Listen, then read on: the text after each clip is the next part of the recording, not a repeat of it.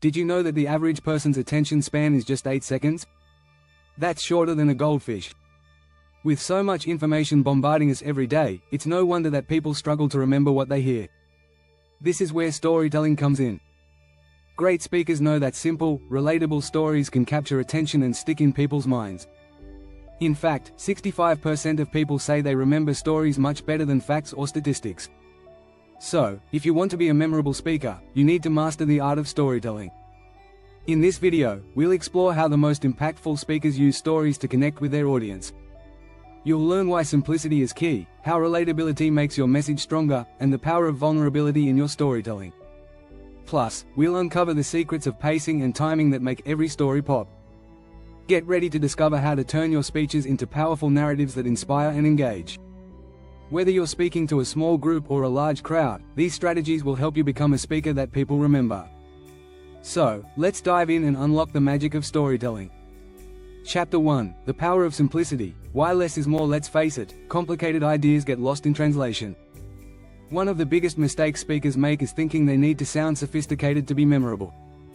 But here's the truth: simplicity wins.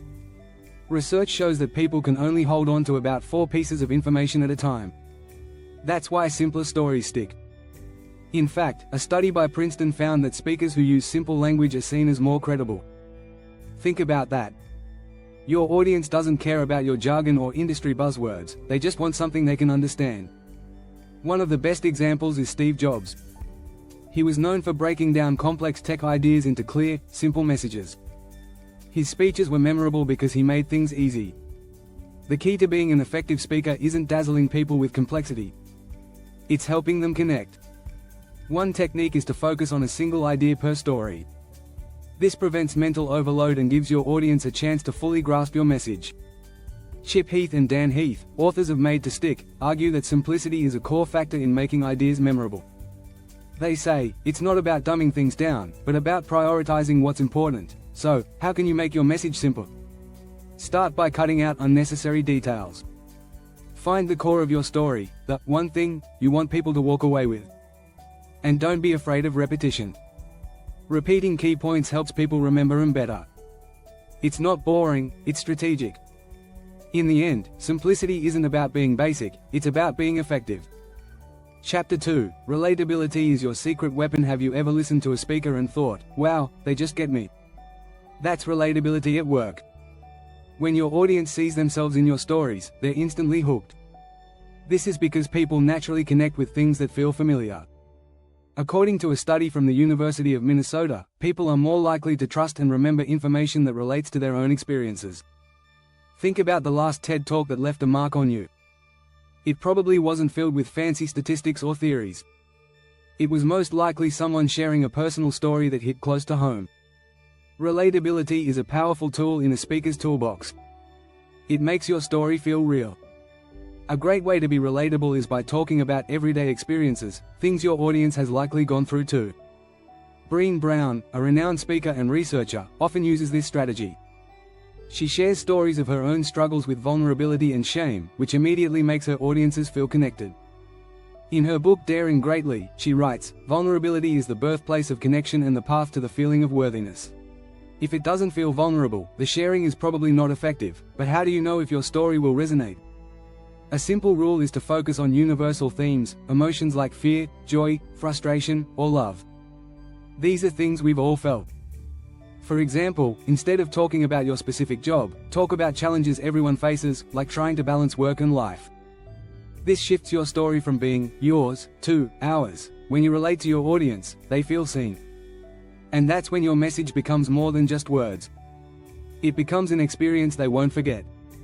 Chapter 3: The Hook Effect. Starting with a story that grabs attention. If you don't grab your audience's attention in the first 30 seconds, you've probably lost them. That's how short our attention spans have become. A study by Microsoft found that humans now have an attention span of just 8 seconds, shorter than a goldfish. So, the beginning of your speech is critical. One of the best ways to capture attention is to start with a story, a hook that instantly pulls people in. The key here is curiosity. A hook works when it creates a sense of, what's next, in your audience's mind. For example, instead of starting with a generic introduction, try opening with a surprising or emotional statement. Something like, "I almost quit my job yesterday. Now they're intrigued and want to know why." A great hook doesn't just grab attention, it sets the tone for your entire speech. It's your chance to create an emotional connection right from the start. Research by Dr. Paul Zak found that stories that stir emotions, like empathy or surprise, lead to higher levels of oxytocin, which makes listeners more trusting and engaged. Remember Simon Sinek's famous TED Talk? He opened with a story about the Wright brothers and their quest to fly. He didn't start with boring facts, he jumped into a narrative that sparked curiosity. By the time he got to his key point about leadership, the audience was already hooked. When crafting your hook, focus on a moment of tension or conflict. Something that makes people think, "I want to hear more." Avoid opening with vague questions or long-winded setups. Instead, start in the middle of the action. This gives your speech momentum and draws your audience in immediately. A good hook is the gateway to the rest of your story. Nail it, and your audience will stick with you until the end. If you're finding this information helpful, make sure to subscribe. We've got more tips on how to become a great speaker coming up. Chapter 4: Vulnerability versus Perfection. Why audiences love flawed heroes. People love stories about triumph, but what they love even more is seeing the struggle behind the success. That's because vulnerability connects us. When speakers share their flaws, failures, and fears, they create a bond with the audience. Research shows that when leaders express vulnerability, they're seen as more relatable and trustworthy. In fact, a study by the Harvard Business Review found that showing vulnerability increases credibility, not weakness. Think about some of the most memorable speakers. They don't just highlight their successes. They take you through their journey, including the low points. Take J.K. Rowling, for example.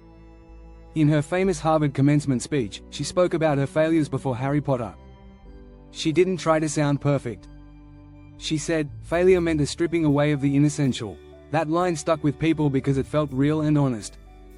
Perfection is hard to relate to. When you try to be too polished, it can come off as distant or even inauthentic. But when you share your struggles, people see themselves in you.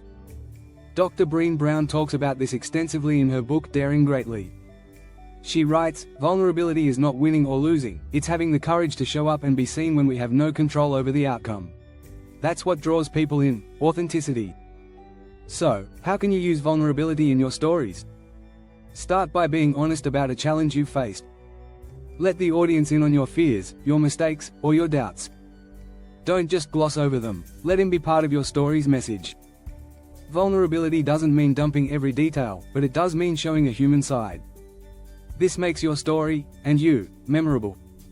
Chapter 5: The aha moment. How to craft stories that lead to powerful insights. Every great story needs an aha moment, that point where everything clicks.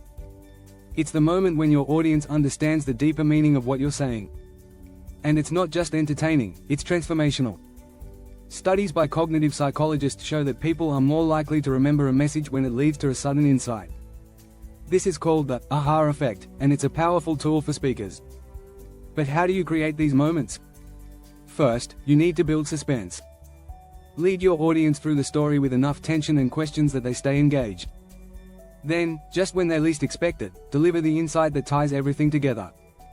A great example is Malcolm Gladwell. In his book Outliers, he builds up the idea that success is often misunderstood. Then he drops the 10,000-hour rule as his aha moment, explaining that mastery comes from deliberate practice, not innate talent. Readers and audiences love this because it flips the narrative. Another technique is to challenge your audience's assumptions. People love a story that makes them rethink what they thought they knew. Start with something they believe to be true, then introduce new information that shifts their perspective. It's the element of surprise that makes the insight land. When crafting your story's aha moment, remember it's all about timing. You need to build up to it, but not too slowly. If you wait too long, you risk losing your audience's attention. But if you deliver it too early, it won't have the same impact. Think of it as a balancing act. Create enough suspense to keep them engaged, then hit them with a meaningful takeaway. If you enjoyed these strategies and want to dive deeper into becoming a great speaker, don't forget to subscribe. We have plenty more tips and tricks coming your way.